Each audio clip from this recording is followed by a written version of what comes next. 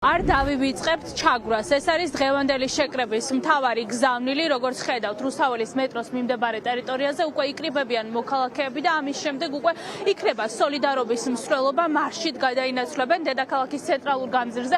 აქ შეკრებილი ადამიანები და დღეს კიდევ ერთხელ ეტყვიან სისტემას, რომ ყახსოვთ ყველა ის რეპრესიული მეთოდი, რომელიც მთელი ამ პერიოდის განმავლობაში ქართულმა ოცნებამ მშვიდობიანი აქციის მონაწილეების წინააღმდეგ გამოიყენა. მათ შორის მასწავლებლის ნინო დათაშვილის წინააღმდეგ. აქ ყოფი მოქალაქეები ფიქრობენ, რომ სასამართლომ და პროკურატურამ ნინო დათაშვილი დასაჯა სამაგალითოდ, რადგან ის აქტიურად იყო მიმდინარე საპროტესტო აქციებში ჩართული და დღევანდელმა დღემ მათი განმარტებით კარგად აჩვენა სისტემის სადამსჯელო ღონისძიება, რადგან როგორც ჩანს, შესაძლებელი ყოფილა ნინო დათაშვილის გირაოთი გაათავისუფლება.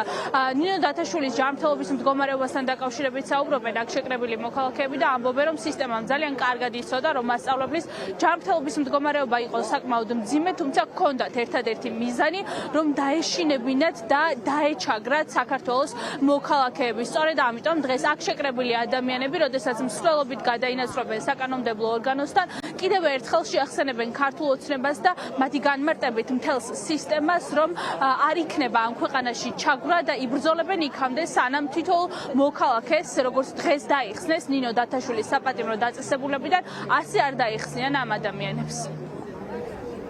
მიუხედავად იმისა, რომ ის გირაოთი გაანთავისუფლეს და ამის აუცილებლობა იყო, იმიტომ რომ ადამიანი არის განადგურებული, ცხადია ჩვენ არ ვივიწყებთ იმ ტერორს, რაც ამ ადამიანმა და იმ ტანჯვას, რაც ამ ადამიანმა გამოიარა. ყველა რეჟიმის ტყვეს ვეუბნებით, რომ ჩვენ არ უჩერდებით, არ ვწყვეთ ბრძოლას და პირიქით ბრძოლა იქნება იქამდე, სანამ თითოეული ტყვე არ იქნება თავისუფალი. რეჟიმი არის რეჟიმი.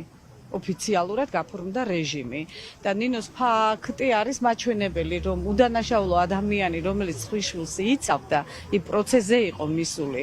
ზევიდან იყო ნაკარნახები, ნინო იყო აქტიური პედაგოგი, ყველა დროში და თავის ხმას დევდა და ზრდიდა ხვიშვილებს ტრენინგები და ასე შემდეგ.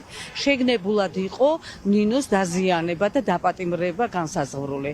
ნინოს შემთხვევაში გვაქვს ყველა ნახეთ მძიმე სიტუაცია, ჯანმრთელობა არის ნინოსი განადგურებული და მე დიდი იმედი მაქვს, რომ მოკლე დროში ოპერაციებით ნინო ჩადგება ფორმაში. ერთადერთი რის ეშინია, როგორც ჩანს ქართულ ოცნებას, არის ის, რომ ხალხში არ ჩააკვდეს პატიმარი. დანარჩენზე ყველაფერზე წამსვლელია და ეს ყველაფერი გეტება იმისთვის, რომ შეინარჩუნოს ძალაუფლება. მინდა რომ ნინო დათაშვილს ამოუწყავთ სოლიდარობა, სახში გამოშვება არ არის საკმარისი იმისთვის, რომ ის ზარალი, რაც მას მიაყენეს, არა მხოლოდ ფიზიკური ზიანი, არამედ მორალური ზიანიც ამონაზღაურდეს და ამიტომ მოვედით აქ.